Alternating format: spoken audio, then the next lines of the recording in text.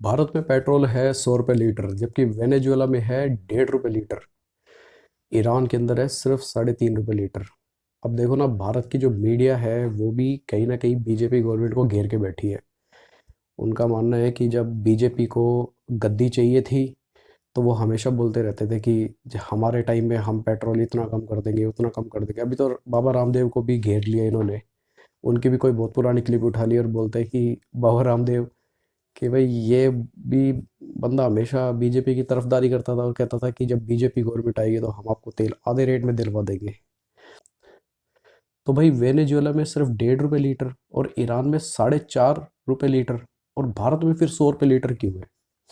तो देखिए, अगर इसकी हम पीछे से लॉजिकल आंसर ढूंढे तो उसका सबसे बड़ा रीज़न है, भारत में जो पेट्रोल है वो आता है 35 रुपये के आसपास का। यानी कि जो बेस प्राइस आप चुकाते हो ना पेट्रोल का प्रॉफिट के साथ, वो होता है 35 रुपये। और उसके ऊपर फिर गवर्नमेंट अपना एक्साइज ड्यूटी लेती है। हर राज्य अपना वैट वसूलता है और ट्रांसपोर्टेशन टैक्स भी लगता है। ट्रांसपोर्ट्स का खर्चा भी आप ही के जेब से निकलता है।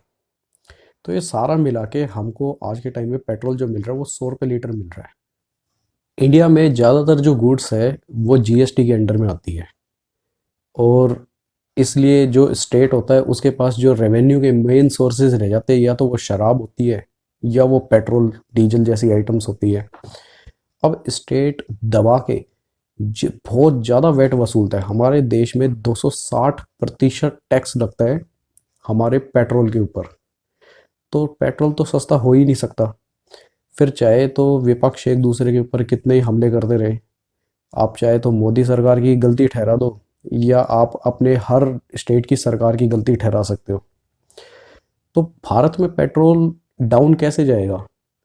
आने वाले टाइम में मुझे जहाँ तक लग रहा है कि पेट्रोल का जो रेट है वो 100 रुपये से 120-130 रुपये तक जा सकता है। देखो, उसका भी एक रीज़न है। रीज़न ये है कि हम अपना जो पेट्रोल ले रहे हैं ना, फ़िलहाल तो सऊदी अरब से ले रहे हैं। हमारे पास ईरान, वेनेजुएला जैसे देश है ही नहीं जिनसे हम पेट्रोल ले सकें। तो अब सऊदी अरब है, वो भी क्या कर रहा है कि वो रशिया के कहने पे अपना प्रोडक्शन धीरे धीरे कम करता जा रहा है। प्रोडक्शन कम करने से क्या होता है, प्राइस बढ़ते हैं। जब पिछले साल यही जो टाइम था, मार्च अप्रैल का, तो सऊदी अरब के पास बहुत सारा प्रोडक्शन हो गया था पेट्रोल का। उस टाइम मोदी गवर्नमेंट ने कहा था कि आप हमें 20 रुपये, मतलब $20 प्रति बैरल पेट्रोल दीजिए, हम आपसे बहुत सारी क्वांटिटी में क्रूड ऑयल खरीदेंगे। लेकिन बस आप ये करना कि जब पूरी दुनिया कोरोना से मुक्त होने लगे तो आप एकदम से प्राइस मत बढ़ाना। हमारी बस आपसे ये रिक्वेस्ट है, बाकी हम अपनी पूरी स्टोरेज भर लेंगे आपसे।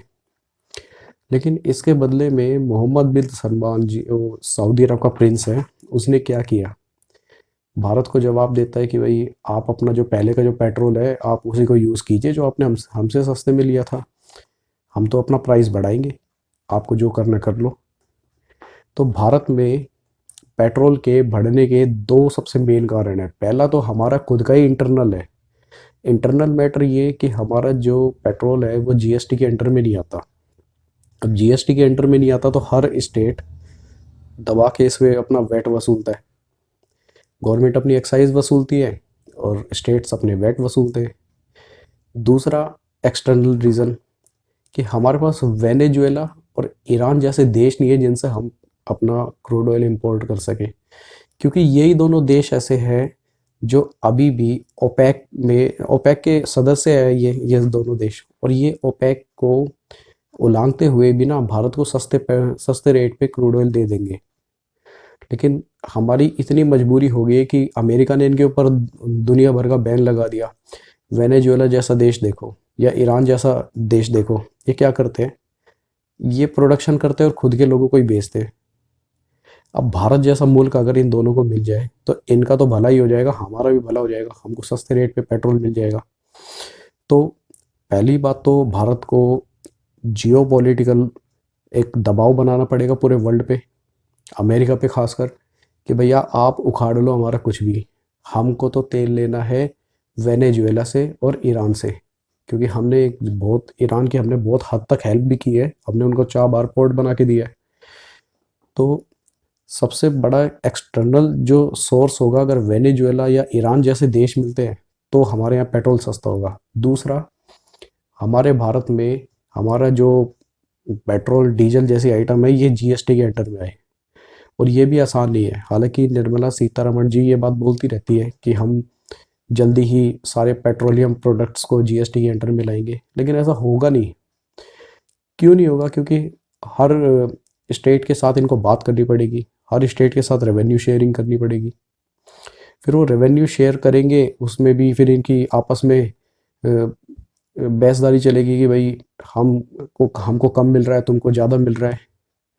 तो ये सारे काम करते करते भी लगभग साल 2 साल बीत जाएंगे।